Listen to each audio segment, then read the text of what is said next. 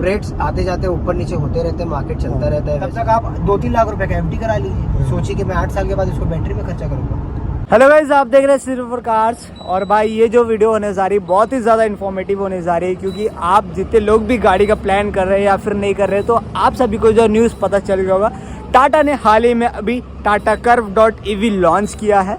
किस price point में किया है? 17.49 लाख के एक्स शोरूम प्राइस में किया है। टिल कितना जा रहा है? 21 पॉइंट समथिंग कुछ एक्स जो ले चुका है, उसका क्या होगा? मतलब कि 22 लाख 21 लाख रुपए में जो लिया है नेक्सॉन, मतलब सितंबर के फर्स्ट वीक में आपको जो है आईसी इंजन का जो है प्राइस वगैरह पता चल जाएगा। 3 इंजन वेरिएंट्स में आ रहा है, डीजल, पेट्रोल और टर्बो पेट्रोल में। टर्बो पेट्रोल जो है नया इंट्रोड्यूस किया है, देखते हैं क्या परफॉर्मेंस वगैरह कैसा रहता है। बाकी वही 3 सिलेंडर ही रहेगा, 4 सिलेंडर तो लाएगा नहीं उसमें।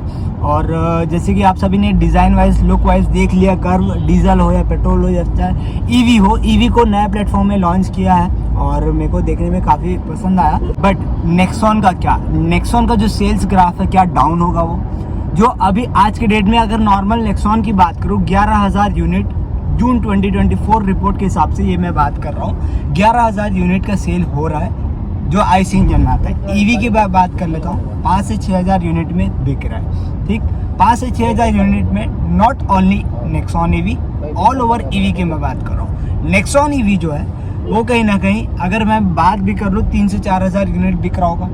ठीक, इतना अगर सपोज कर ले, पकड़ ले 3 से 4,000 यूनिट बिक रहा होगा, क्योंकि टाटा ही जो है अभी इंडिया में लीड कर रहा है ईवीज के मामलों में, और ईवी फ्यूचर दिख रहा है। और सबसे ज़्यादा ईवी प्रोडक्ट्स अगर बात करूं तो सिर्फ और सिर्फ टाटा के पास ही है, ना तो एमजी में है ना तो महिंद्रा में एक ही है।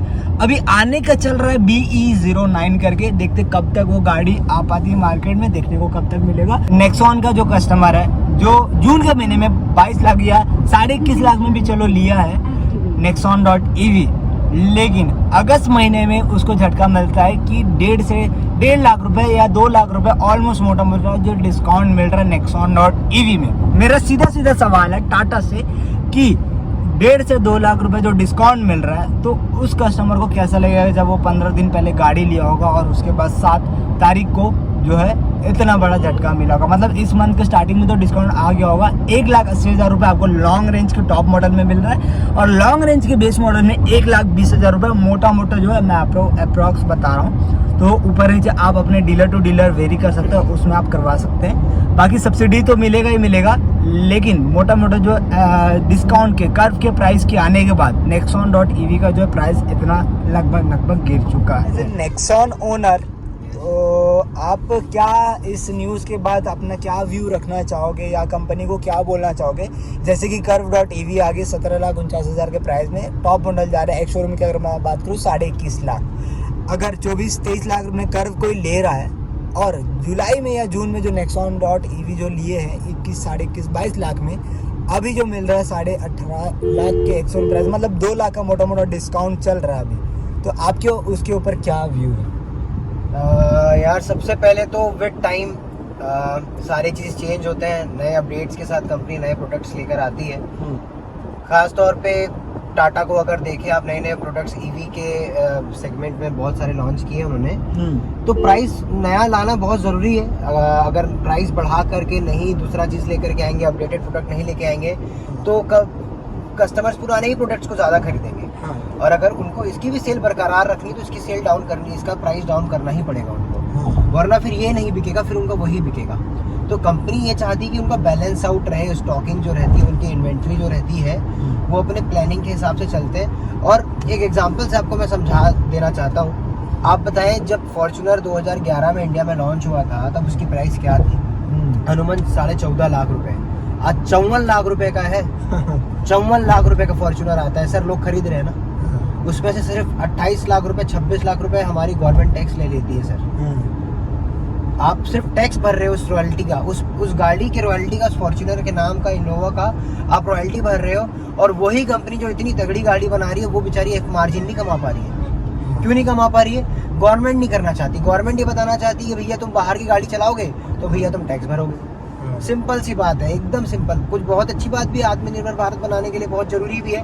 बट ऐसा ना करें कि यार जो बहुत अच्छी ब्रांड्स थी, जिनकी वर्ल्ड में रिलायबिलिटी को गिना जाता है, जिनमें कोई आपको कोई प्रॉब्लम्स नहीं आती, जो सर्विस कॉस्ट में अपने हर सारी चीज़ों में जो बेस्ट है। अब वैसी कंपनी का भी प्राइस बढ़ा के कर देना चाहते थे, लेकिन वो चीज़ ने साबित कर दिया कि यार जो प्रोडक्ट होता है वो क्वालिटी के ऊपर होता है। लोग आज भी 54 लाख रुपए में खरीद रहे हैं। तो मेरा आंसर वही है कि मैंने जिस प्राइस में लिया मैं खुश हूँ। मेरे को ये महंगे में मिले, सस्ते में मिले, मेरे को अपने काम से मतलब है, मेरे को ये फायदे का सौदा है। जो फॉर्च्यूनर अगला ले रहा है 54 लाख रुपए में, उसके लिए फायदे की चीज़ है। पहले भाई मेरे को एज अ कस्टमर मेरे को बहुत महंगा लग रहा है कि क्यों दूं भाई 54 लाख रुपए, जब महंगी नहीं है गाड़ी, 30 लाख रुपए की गाड़ी है, तो 24 लाख रुपए का टैक्स लगा रहे हो उस पर। तो डजंट मेक्स एनी सेंस।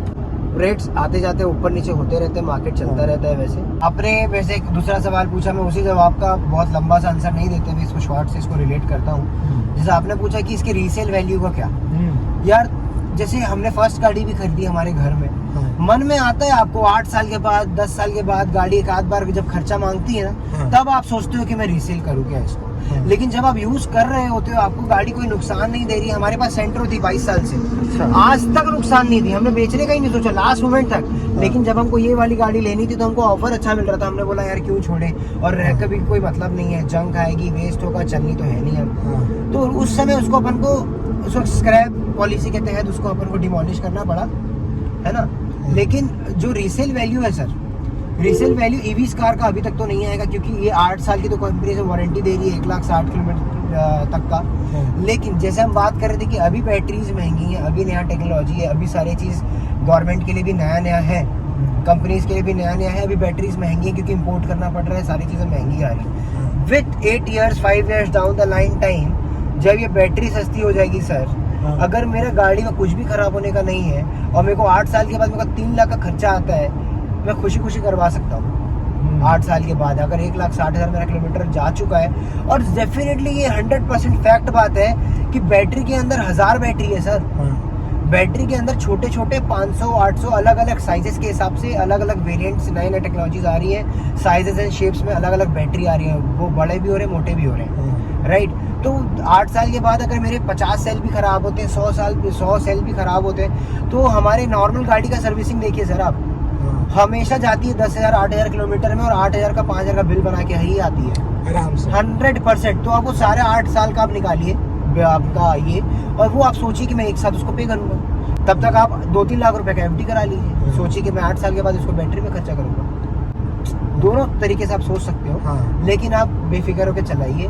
आप गाड़ी को ज़्यादा स्ट्रेस नहीं देंगे, सही टाइम से चार्ज करेंगे, बाहर नहीं रखेंगे, एक्सटर्नल टेम्परेचर में ज़्यादा हमेशा एक्सीलरेटर नहीं देंगे ज़बरदस्ती का, है ना, बहुत रफ नहीं चलाएंगे, बहुत ही ज़्यादा एकदम, आपका बैटरी बिल्कुल टॉप रहेगा, बहुत अच्छे से साथ देगा।